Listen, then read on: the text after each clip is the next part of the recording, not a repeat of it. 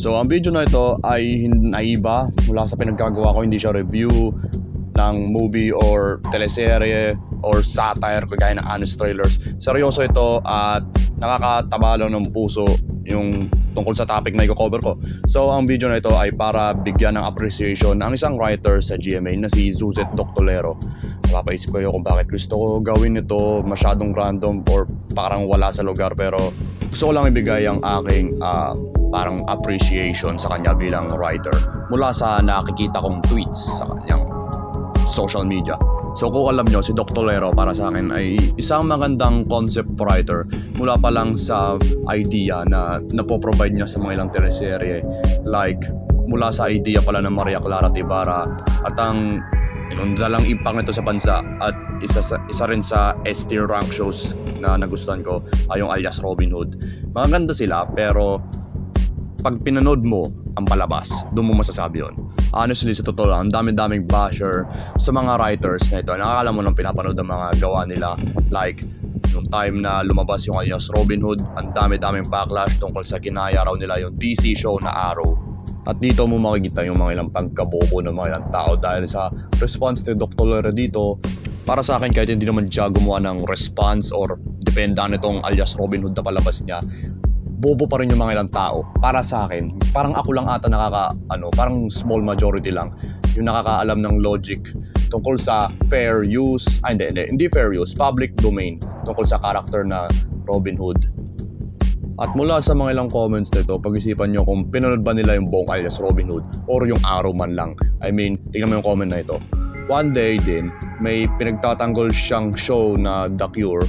Hindi niya sinulat yon, great series by the way. At pinakita niya rin na bobo ang mga tao dahil tingin nila krimen ng gamitin konseptong zombie sa Pilipinas or ginagaya lang nila yung mga ilang palabas. Where in reality, halos lahat naman ng bansa, mapa Japan, United States, Korea, Taiwan, United Kingdom, or kaya Espanyol, halos meron silang at least mga zombie na pelikula. So, yeah, siguro naman agree rin kayo doon. So, ang gusto kong iparte dito na ibigay sa writer na ito dahil sobrang daming writers kahit sa ABS, mapa scriptwriter or mag-pitch ng idea ay nagpapakahirap dahil at least 4 naman sa isang taon. Parang si Zuzet Doctolero, parang at least 70% ng mga palabas sa GMA, siya yung parang at least may ambag siya doon. At nag-iisip sila ng idea para sa teleserye at mga tao din sila kagaya natin para lang sa entertainment natin. Isa ka sigurong bobo kung sabihin mo na chupi pa yung palabas or iba siyang writers dahil hindi mo alam ang library ng works ni Doctolero. Isang bagay na pupunto ko ay nakaka-relate ako sa writers ay may parehas rin silang pananaw mula sa mga pelikula or kahit anong literatura, dahil sa totoo lang doon din sila kumukuha ng inspirasyon para sa gagawin rin nilang serye. At siguro naman ine-enjoy rin nila yon. At yun yung ginagawa nila, pasahin lang ang tao.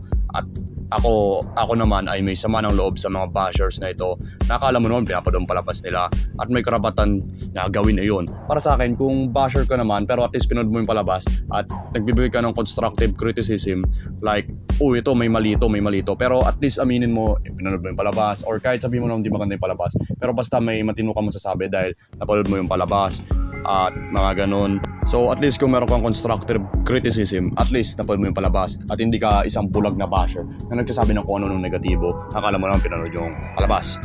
Dahil sa mga ilang taong nag-exist na ganun, pinahiya ko sila sa aking mga videos din dahil wala lang masarap sa pakiramdam At yung ilang comments na yon ay ginagawang anti-social ng writers na ito sa social media. Yung silbi din kasi ng social media kasi ay ang pagkakaisa at pagka-relate tayo sa mga ilang gusto natin. At yun yung ugali ni Doctolero bilang writer ng mga palabas, at dun sa social media, di mo siya masisisi kung ganito yung ugali niya ayon sa kanyang bio sa Twitter. Dahil kasi binabash mo ang hirap na gawa niya, which parang tinatrato niya na parang anak. At syempre ay pagtatanggol niya. At bilang aspiring writer in general, magiging inspirasyon si Doctolero dahil nakikita ko ang passionate nito sa pagsulat na sa teleserye at hindi pinapalampas yung mga ilang may negatibo sa kanya. At ilang beses ko na nasabi to, pwede ka naman mag-constructive criticism sa palabas, at ayaw ko naman masyadong sugarcoat si Doctolero dahil may mga ilang mali rin naman talaga siya sa Twitter, pero magstay on topic tayo sa title ng video nito. Basta sa kahit anong palabas at pelikula, lagi ako honest dahil ito ang pinaka patas na critic sa isang product. Hindi mo basta-basta ibabash ang isang gawa dahil ito yung ginagawa ng karamihan. Ano bang yun lang yung di maganda sa parang realidad ay kung ano ba yung mas pinaggagawa ng lahat kahit mapamali man ito or nakakadiri. Dun sila sumasang-ayon.